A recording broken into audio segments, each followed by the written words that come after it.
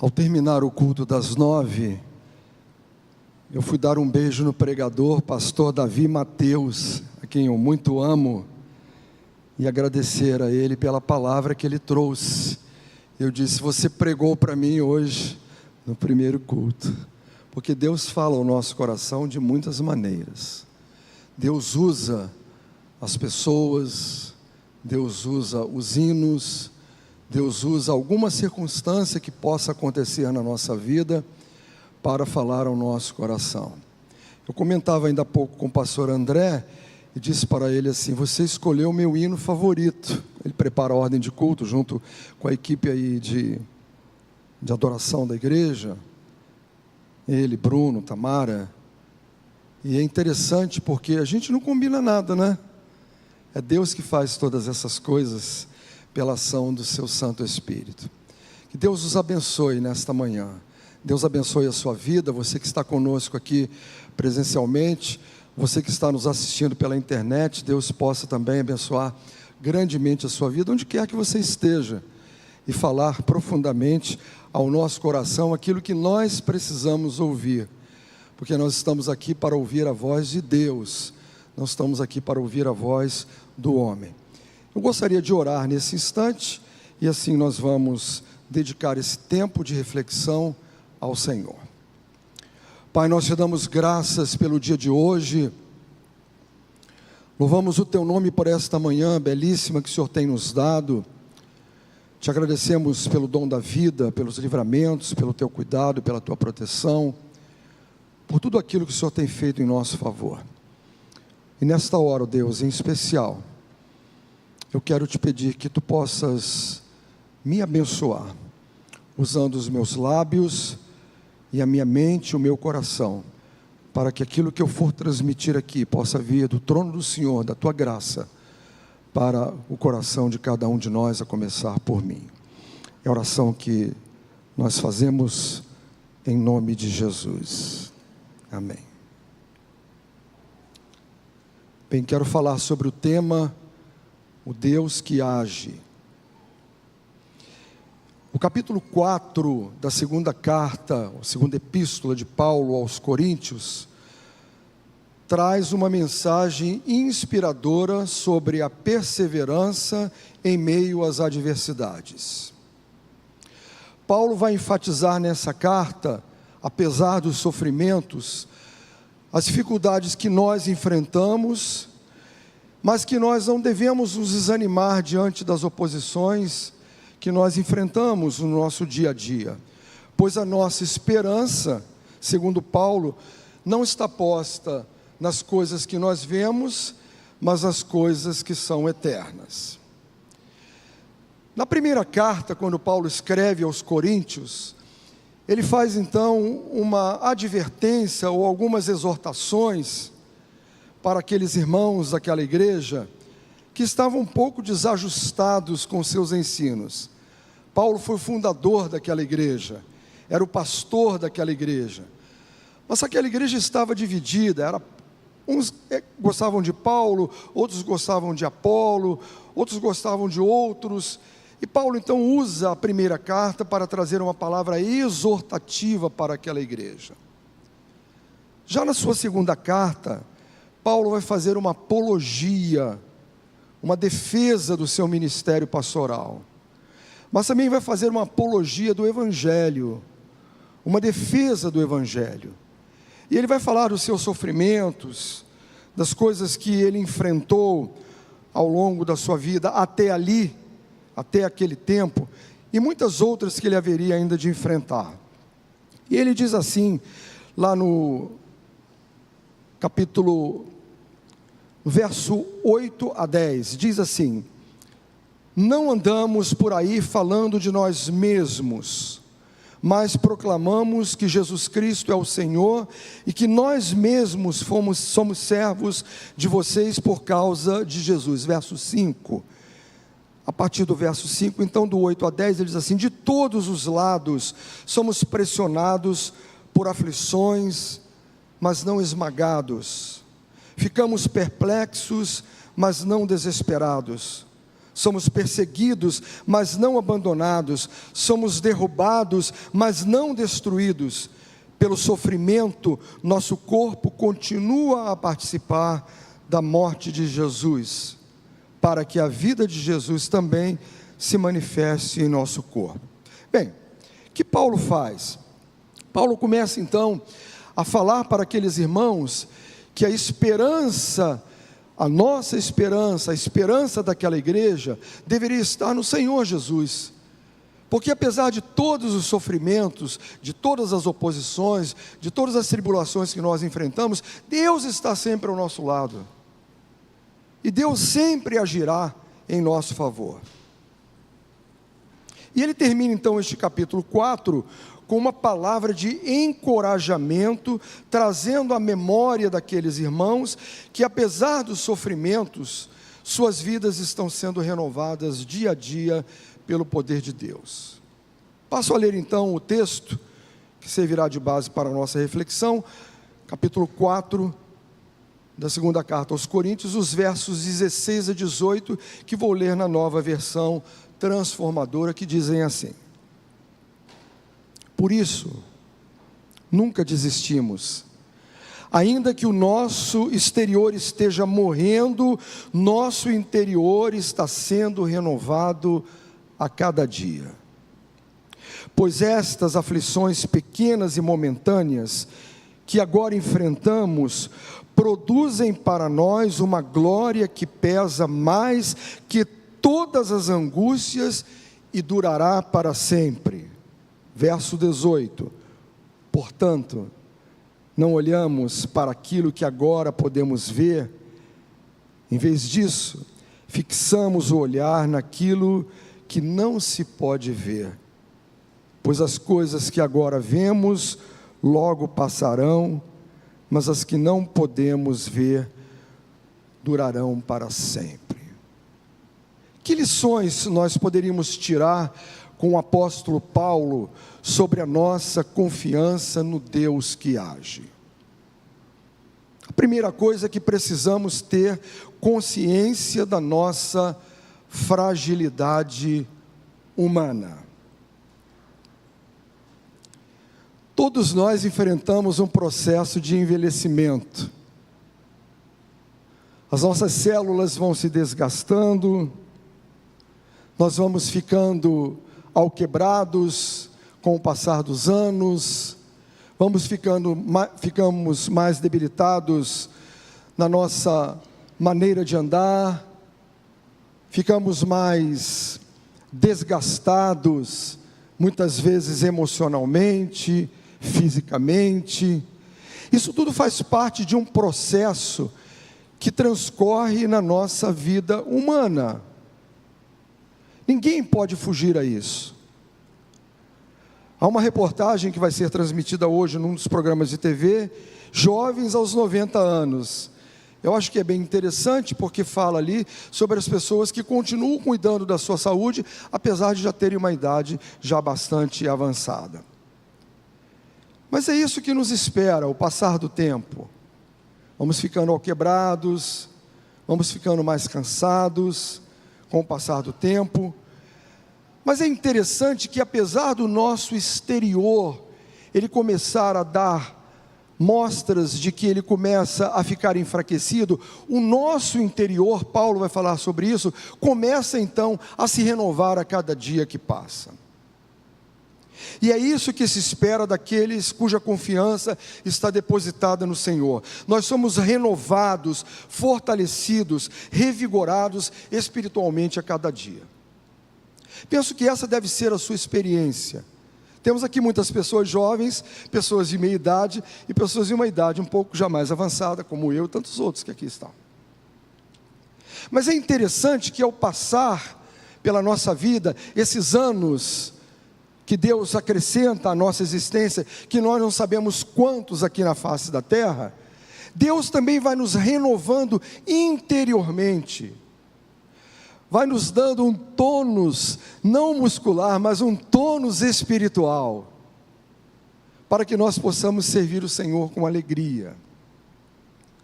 E eu olho e vejo tantas pessoas da terceira idade aqui da nossa igreja, que servem ao Senhor com tanta alegria no seu coração. O ministério da terceira idade da nossa igreja é um ministério pujante. Nós damos graças a Deus por isso. Por quê? Porque essas pessoas estão sendo renovadas a cada dia que passa. A palavra do Senhor nos diz lá no profeta Isaías, capítulo 40, verso 31, e eu leio na tradução Almeida Revista Atualizada, ou na versão Almeida Revista Atualizada na Ara: mas os que esperam no Senhor renovarão as suas forças, subirão com asas como águias, correrão e não se cansarão, andarão e não se fatigarão.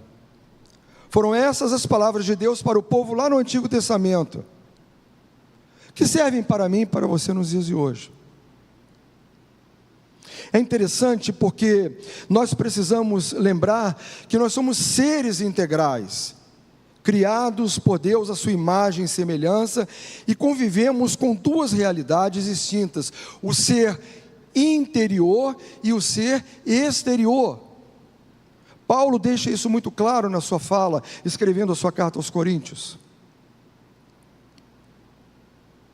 Então, apesar de haver um desgaste físico, há uma renovação espiritual em nós, que nos mobiliza, que nos leva a nós caminharmos adiante na nossa vida, na nossa jornada aqui na face da terra, até que Deus nos convoque à sua presença. E isso vem da parte de Deus.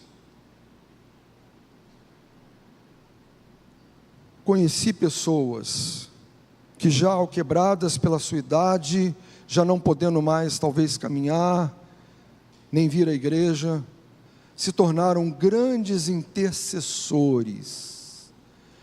Tivemos aqui um querido irmão, que já está na glória, pastor Isaac Rangel, grande intercessor. Ele tinha uma agenda de oração, em que ele anotava meticulosamente o nome das pessoas com as quais ele fazia contato, e ele orava por aquelas pessoas, com uma disciplina. E ele sempre que recebia uma visita da igreja, dizia: pastor, estou orando pela sua vida. Então Deus vai renovando as nossas energias espirituais, Deus vai nos dando a oportunidade para que, apesar do desgaste físico que muitas vezes nos abate, por causa do passar do tempo, por causa da nossa saúde, nós continuamos produzindo e vivendo para a glória de Deus. É muito importante que a gente possa pensar nessa dimensão. E nós vamos ver que em diversos momentos da vida de Paulo, ele lutou contra a sua natureza carnal, contra a sua natureza humana. Ele escreveu na carta aos Romanos, no capítulo 7, versos 18 e 19: e eu sei que em mim, isto é, em minha natureza humana, não há nada de bom. Pois quero fazer o que é certo, mas não consigo. Quero fazer o bem, mas não o faço. Não quero fazer o que é errado, mas ainda assim o faço. Essa é a natureza humana, por causa do pecado. Mas Deus é um Deus de misericórdia e de compaixão, que está conosco, apesar das nossas limitações, apesar das nossas imperfeições, apesar de fazermos coisas erradas. Ele é um Deus que nos ama, é um Deus que nos renova a cada dia, nos dando inspiração, nos dando a graça do seu Santo Espírito, para que nós possamos continuar adiante na nossa jornada, e não fiquemos no meio do caminho. Paulo tinha consciência dessas limitações. Talvez uma das experiências mais marcantes do seu ministério foi quando ele questionou a Deus sobre o espinho na carne. Todos nós conhecemos essa experiência de Paulo. Paulo ora ao Senhor na segunda carta mesmo, capítulo 12, no verso 9, ele roga a Deus para que Deus retire esse espinho na carne. Não sabemos qual era o espinho na carne. A Bíblia não nos revela. Mas a palavra do Senhor que veio ao seu coração foi: minha graça é tudo de que você precisa, meu poder opera melhor na fraqueza. Quantas vezes eu e você nos sentimos desanimados diante dos embates da vida? Quantas vezes eu e você desanimamos a nossa jornada, na nossa caminhada? Quantas vezes nós somos assolados por enfermidades, por acidentes, passamos por cirurgias, temos a nossa saúde debilitada, mas Deus continua conosco em todos os momentos do nosso viver. Eu não posso me esquecer disso, e nem você também. Porque a nossa tendência humana é olhar para as coisas ruins que acontecem na nossa vida, e nós deixamos de contabilizar as bênçãos extraordinárias que Deus nos concede, a todo instante. Eu estava chegando na igreja, próximo ao horário do primeiro culto, e fui manobrar o meu carro aqui na rua de trás. O cara veio na contramão assim, igual um foguete, passou 1 milímetro da lateral do meu carro. Falei, aleluia, Deus, obrigado, glória a Deus pelo teu livramento. A todo instante do nosso viver, você muitas vezes nem percebe o poder e a ação e a mão de Deus sobre a sua vida, que faz assim, tira você naquela hora e livra você de um acidente, de uma batida de carro, de um acidente que possa acontecer com você.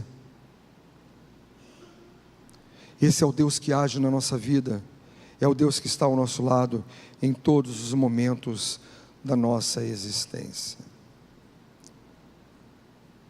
Uma segunda experiência que nós podemos extrair da vida de Paulo é que precisamos ter consciência de que Deus sempre age em nosso favor.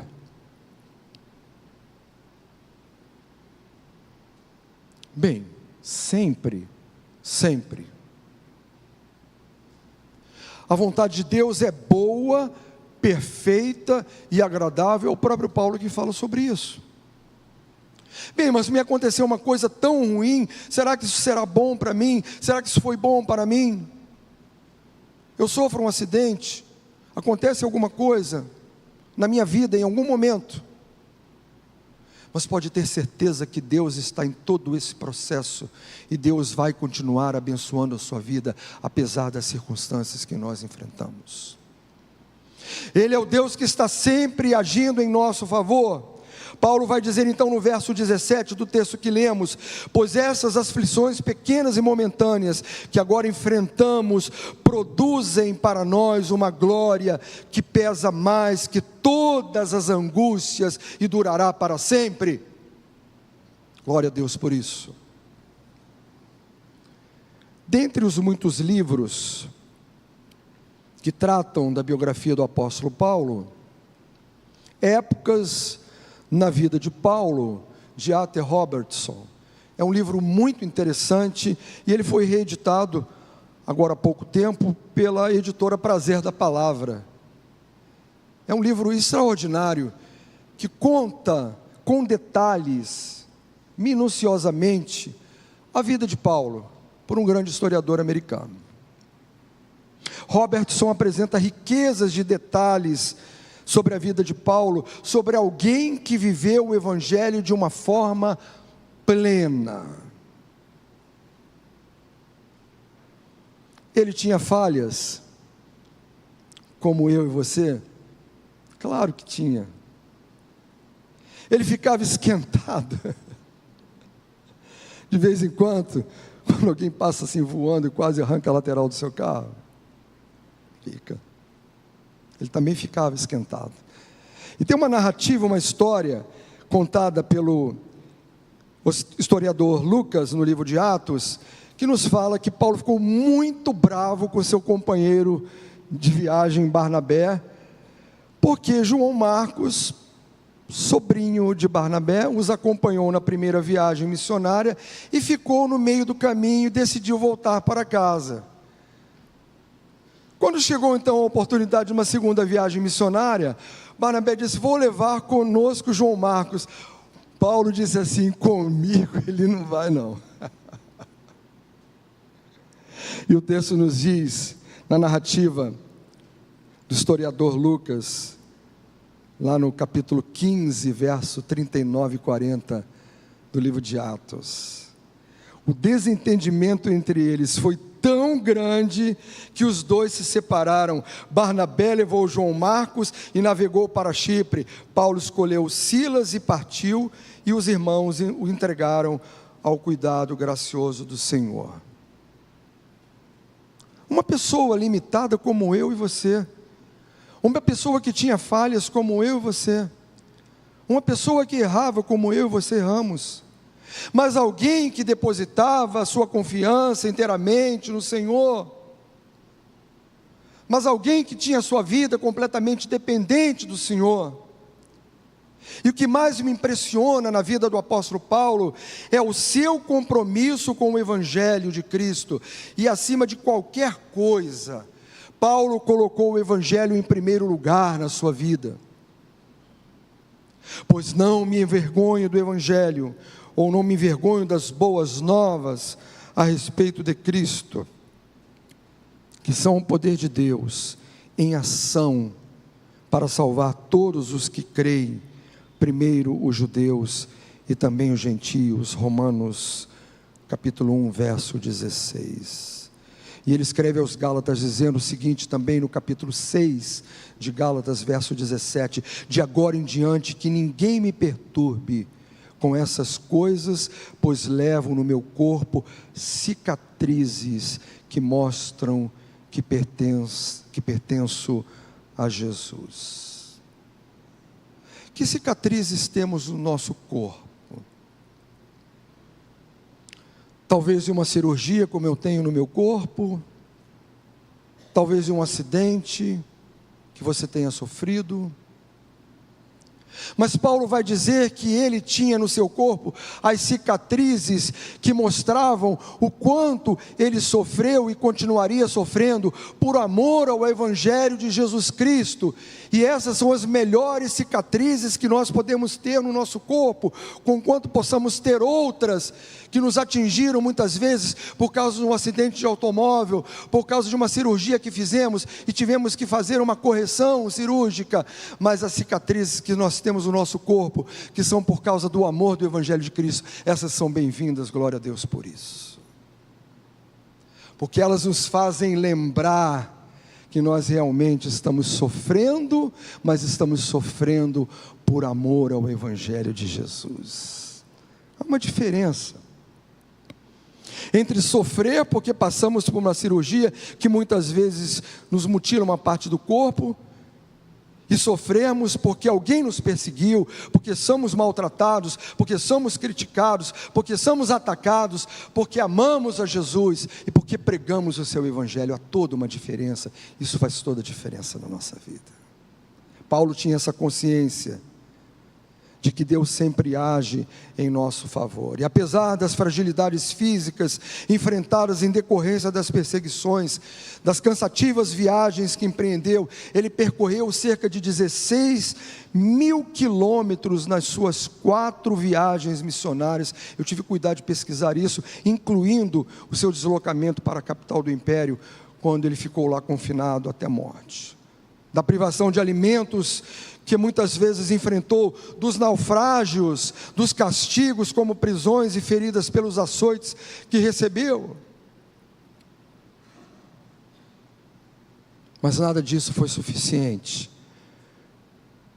para destruí-lo interiormente, porque Deus o preservou até o fim da sua vida, até que ele cumprisse o seu ministério, e provavelmente, segundo a tradição, tenha sido decapitado por ordem do imperador Nero, imperador romano. Paulo tinha esta percepção, tinha essa consciência de que Deus sempre agiu em seu favor.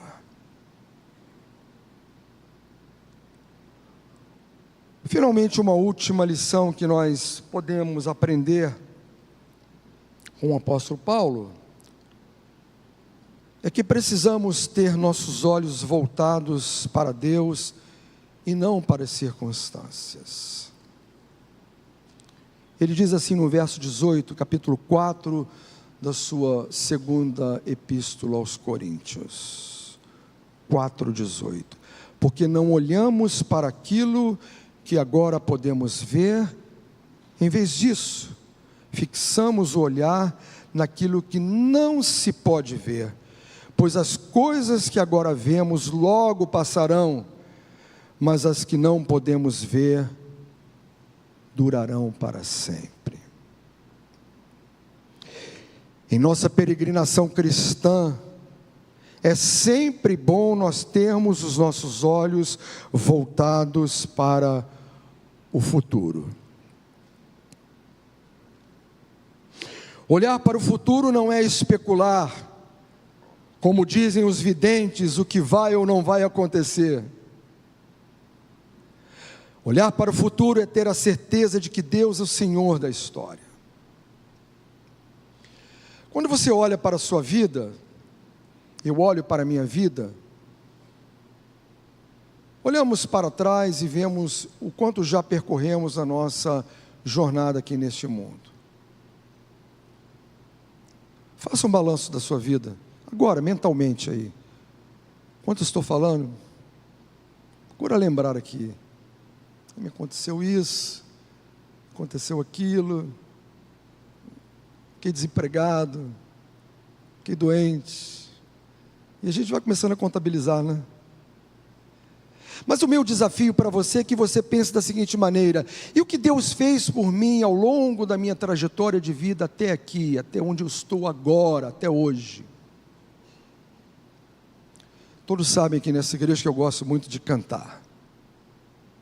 Tempo atrás, alguns anos, já são decorridos aí mais de uma década, já é decorrido mais de uma década, eu contraí uma doença grave, precisei fazer uma cirurgia muito séria, e fiquei alguns meses afastado daqui da igreja, da comunhão, dos cultos, para um tratamento de saúde. Eu tive um câncer na mama direita, os irmãos sabem disso, eu sempre dou esse depoimento para a glória de Deus. E quando eu começava a assistir os cultos pela internet, eu ficava muito emocionado, porque toda vez que a igreja começava a cantar, eu cantava junto em casa. Mas o meu desejo não era cantar em casa, assistindo os cultos pela internet, era cantar aqui no santuário de Deus, adorando o Senhor, na beleza da sua santidade. E quando eu vim pela primeira vez, depois de um longo tratamento, eu fiquei muito emocionado, porque eu amo estar na casa do Senhor. Eu penso que você também age dessa maneira, e você pensa dessa maneira, e como é prazeroso você poder vir à casa de Deus para adorar o Senhor no seu santuário. Mas às vezes passamos por circunstâncias da nossa vida, que ficamos impedidos. Talvez alguém que esteja nos assistindo nesta hora, não pode estar aqui presencialmente, mas por causa da tecnologia pode assistir a este culto, pode adorar a Deus, pode cantar no seu lar também. Mas quiçá você possa vir à casa do Senhor, e você possa estar no santuário de Deus, como dizia o salmista: alegrei-me quando me disseram, vamos à casa do Senhor. Se Deus é o Deus da história, os nossos olhos precisam estar fixados nele, no Senhor, e não nas circunstâncias. Eu acho interessante que Jesus fala para os seus discípulos, estou caminhando para o final da minha fala, antes da sua ascensão, no capítulo 1 de Atos, verso 17, não lhes compete saber os tempos ou as datas que o Pai estabeleceu pela sua própria autoridade. Jesus estava querendo dizer para eles o seguinte: ao invés de vocês ficarem especulando aí sobre o destino de Israel, comecem a olhar para o reino de Deus, comecem a ocupar a sua mente com as coisas de Deus, com as coisas que são de cima. Eles estavam preocupados com a restauração política e social de Israel, mas não estavam se preocupando com o reino de Deus, que Jesus deixou implantado e lhes legou a autoridade. E e vocês receberão a autoridade do Espírito Santo, ou o poder do Espírito Santo que virá sobre vocês, e vocês serão minhas testemunhas, tanto de Jerusalém como Judeia e Samaria, até os confins da terra. Mas estavam olhando para cima, Jesus subindo. O anjo falou: olha, da mesma maneira que ele subiu, ele vai descer. Mas o campo está aí, ó, vamos trabalhar. A nossa tendência humana é nós colocarmos o nosso olhar nas circunstâncias. Eu olho para uma coisa que aconteceu ainda há pouco, olho para outra que aconteceu há algum tempo atrás, olho para outra que aconteceu vários anos atrás, e muitas vezes nós esquecemos de olhar para frente e para o alto. O nosso olhar precisa estar nesta direção, mas precisa estar também nesta direção, vertical e horizontalmente, para que nós possamos contemplar aquilo que Deus tem para as nossas vidas. Quando Paulo fala em olhar para as circunstâncias, ou não deixar de olhar, melhor dizendo, para as circunstâncias, mas olhar para Deus, ele está dizendo o seguinte: não fique olhando só para as coisas que estão trazendo dificuldades para você, mas olhe para as coisas eternas, olhe para as coisas sublimes, que nós não conseguimos enxergar com os olhos humanos.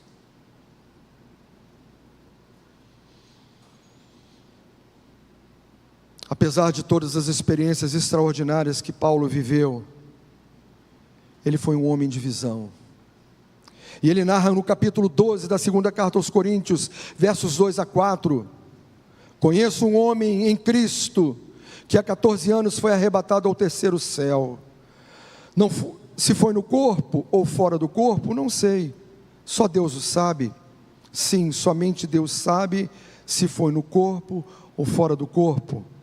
Mas eu sei que tal homem foi arrebatado ao paraíso e ouviu coisas tão maravilhosas que não podem ser expressas em palavras, coisas que a nenhum homem é permitido relatar. Ele está falando de si mesmo. Ele foi este homem que teve esta visão. Mas Paulo está dizendo o seguinte, agora também escrevendo aos Coríntios no capítulo 4, é claro que nós lemos um texto mais adiante, mas Paulo, quando escreve no capítulo 4, ele diz o seguinte: olha, vamos colocar os nossos olhos naquilo que é eterno. Escreve ele aos Filipenses no capítulo 3, versos 13 e 14.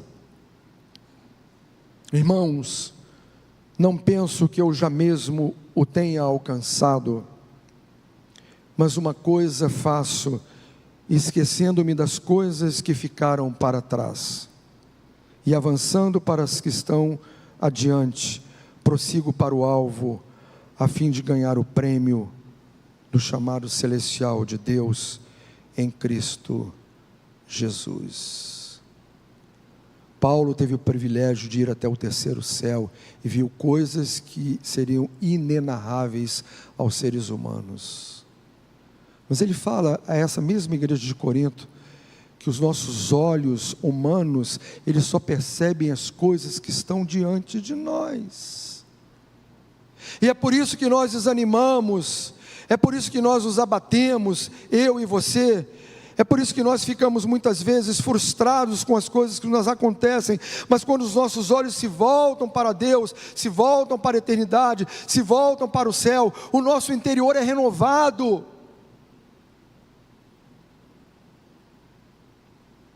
À frente estão a nossa coroa e o nosso alvo. Paulo fala isso, prêmio da soberana vocação em Cristo Jesus. Qual é o meu alvo? Eu vou perseguir o meu alvo, ele está lá na frente. Os meus olhos precisam estar postos nele. Onde eu quero chegar, Senhor? E Deus está mostrando para mim e para você, onde quer que você precisa chegar, onde eu preciso chegar. Mas eu preciso olhar para Deus, porque aí Ele vai me dar a visão do alvo que está diante da minha vida, para que eu possa alcançá-lo. Porque vivemos por fé e não pelo que vemos, Paulo escreve aos Coríntios, na sua segunda carta, capítulo 5, verso 7. Quero concluir dizendo que Paulo afirma que as coisas que vemos com os nossos olhos físicos logo passarão, mas aquelas que são visíveis apenas com os olhos espirituais, elas durarão para sempre.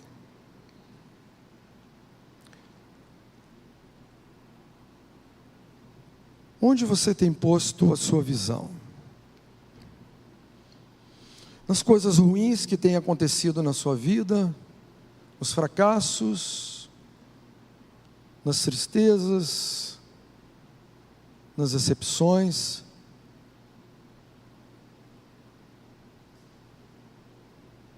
Se alguém pudesse colocar os olhos nas tristezas, nas decepções, essa pessoa seria Paulo. Ele faz uma narrativa, uma biografia da sua vida. Tantas vezes apanhei, tantas vezes passei fome, passei por naufrágio, passei isso, passei aquilo. Mas ele seguiu adiante na sua jornada, na sua caminhada. Quero desafiar você e a mim também nessa manhã, para que sejamos homens e mulheres de visão. Que não olhemos apenas as circunstâncias, mas que possamos ter os nossos olhos fixos em Jesus, como diz o escritor aos Hebreus, capítulo 2, que é o autor e consumador da nossa fé. Que tenhamos a consciência de que somos seres humanos e dependentes de Deus. Ora, se eu sou humano, se eu sou limitado, eu dependo de Deus. Você depende de Deus, nós dependemos integralmente, totalmente de Deus. Paulo tinha essa consciência. Que tenhamos a certeza de que Deus sempre agirá em nosso favor. Paulo tinha essa certeza absoluta. Tanto que ao chegar ao final da sua vida, ele diz assim: estou sendo oferecido em sacrifício diante de Deus. Mas ele escreve a Timóteo dizendo que ele permanecesse firme na sua caminhada e pudesse continuar olhando para Jesus.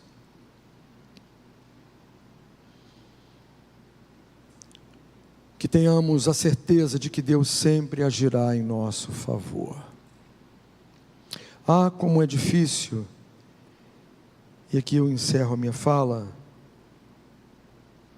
quando os nossos olhos estão voltados apenas para as circunstâncias e não estão voltados para Deus.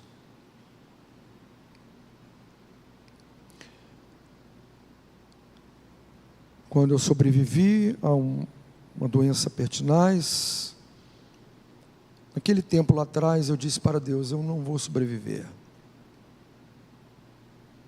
Eu acho que eu vou morrer, Senhor. Eu orei ao Senhor, eu pedi a Deus, eu vivi um momento difícil na minha vida. Agradeço a Deus e a minha igreja que me sustentou em oração. E a muitos irmãos, pessoas que eu nem conheço.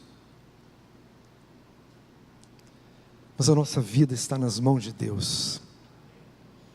Deus é que tem a nossa vida em suas mãos, é Ele que nos sustenta, é Ele que nos guarda, é Ele que nos protege, é Ele que nos livra dos acidentes, é Ele que nos faz sair de uma cirurgia e sermos bem-sucedidos. E se Ele nos levar para a sua presença, glória a Deus por isso, porque nós pertencemos a Ele. E nós precisamos ter essa consciência na nossa vida, de que o nosso tempo aqui ele é limitado. Quanto tempo mais eu viverei? Essa mensagem ficará gravada aí nas mídias sociais, e daqui a algum tempo, se eu mais não estiver aqui, você ver essa mensagem, vai dizer: o pastor pregou sobre isso, mas ele já não está mais aqui, mas eu estarei com o Senhor e você também. Isso aqui nos basta, queridos irmãos. Paulo tinha essa consciência de que Deus é o Deus que age na nossa vida em todas as circunstâncias, debaixo do chicote, debaixo das prisões, da fome, das dificuldades, das agruras, dos momentos difíceis, mas é um Deus que está conosco, está ao nosso lado em todo o tempo do nosso viver. Aleluia por isso. Desafio você então a nós termos os nossos olhos voltados para Deus. O hino que vamos cantar nesse momento, ele nos fala que temos passado por lutas, umas temíveis, cruéis, mas o Senhor tem livrado delas seus servos fiéis. Vamos ficar de pé, vamos adorar ao Senhor com este lindo hino.